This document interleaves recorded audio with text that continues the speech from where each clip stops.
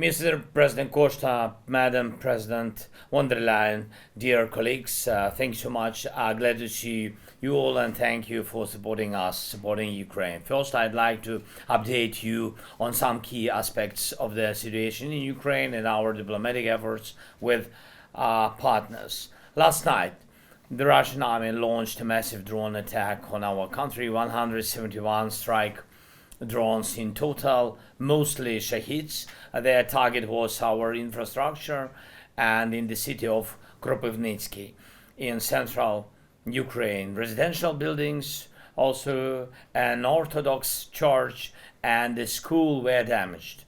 Among them, wounded are 4 children. Everyone is receiving medical help.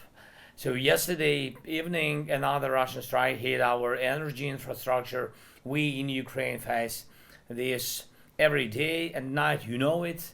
And despite Putin's words about allegedly being ready to stop the attacks, nothing has changed. And I want to thank our soldiers, rescuers, doctors, and nurses, everyone who protects against Russian strikes and saves lives. Their work brings results every single day, and that matters. So it's crucial that your support for Ukraine does not decrease, but instead continues and grows. And this is especially true for air defense, military aid, and our overall resilience. We need funds for artillery shells and would really appreciate Europe's support with at least 5 billion euros as soon as possible. Investments in weapons production are needed both in Ukraine and in your countries.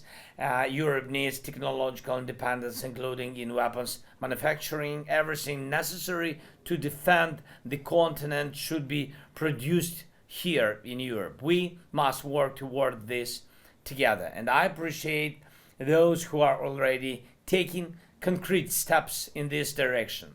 It would be right for the Rearm Europe program to start operating as soon as possible. It's a very useful and forward-thinking initiative. Please continue to develop your industries and research.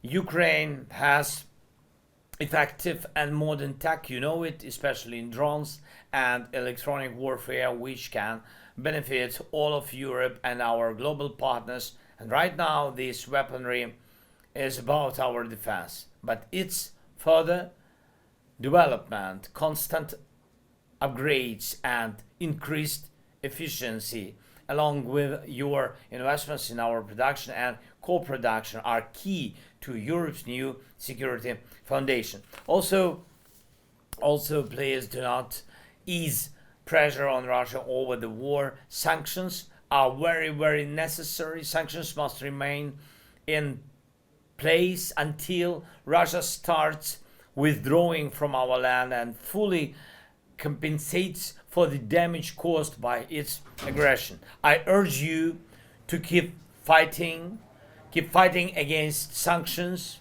evasion schemes, and Russia's attempts to finance its war effort. Ongoing diplomatic efforts do not mean Russia should face less pressure. That's crucial to reducing the chances of Russian hawks. And we all know how easily Moscow disregards its promises. One moment they give their word, and a few hours later it means absolutely nothing. That's why we must keep pushing Russia toward peace together with you, of course, with the United States and with our partners. We can do this.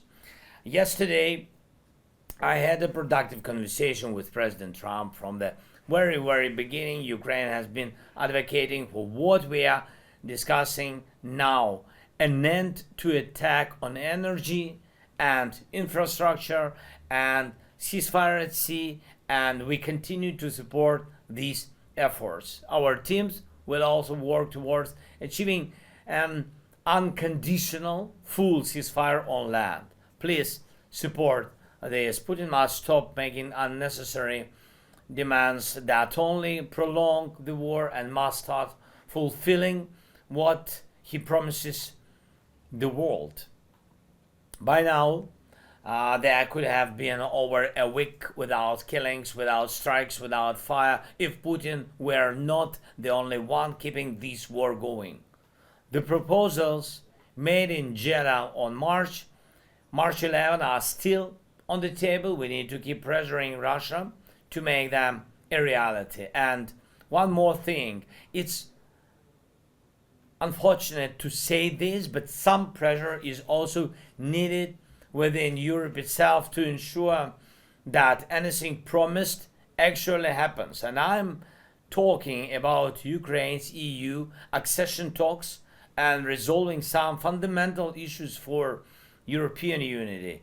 It's simply anti-European when one person blocks decisions that are important for the entire continent or that have already been agreed upon. Ukraine fulfilled the requirements, but right now there are serious difficulties in opening Ukraine's first and others negotiation clusters for EU accession. European efforts that should be bringing more security and peace are also constantly being obstructed, and I believe this is wrong. Europe must have a way to prevent individual actors from blocking what's necessary for all. If we say Europe should be stronger in global competition, we must also talk about making European decision making faster, more flexible, more effective, whether in politics, defense, economics, industry, or any other area. Europe needs speed in making decisions and clear tools to protect itself from unnecessary blockages. Ukraine is a part of Europe, and Europe is one of the players in global peace efforts. We did our best for Europe to be equal with others in these efforts and peace negotiations, and we achieved it all together. Europe must always be at the table in all conversations about security of Europe, and it will be so. And in all other issues on Europe, we must work in unity. And we talked about this in Jeddah, and we always discuss it with all our partners, and we emphasize it exactly this way. Europe is a participant in diplomacy. And that's why I urge you to support us as well and not allow us to be left out of joint European efforts. And finally, I want to thank those of you who are working with us on future security guarantees for Ukraine and in turn for the entire eastern flank of Europe and the continent as a whole. And for those who have not yet joined this effort, I invite you to do so, and all of us must be as efficient as possible in this work on security guarantees and as quick as possible. Fast pace in achieving these results means bringing peace and endurance of peace. Thanks. Slava Ukraini.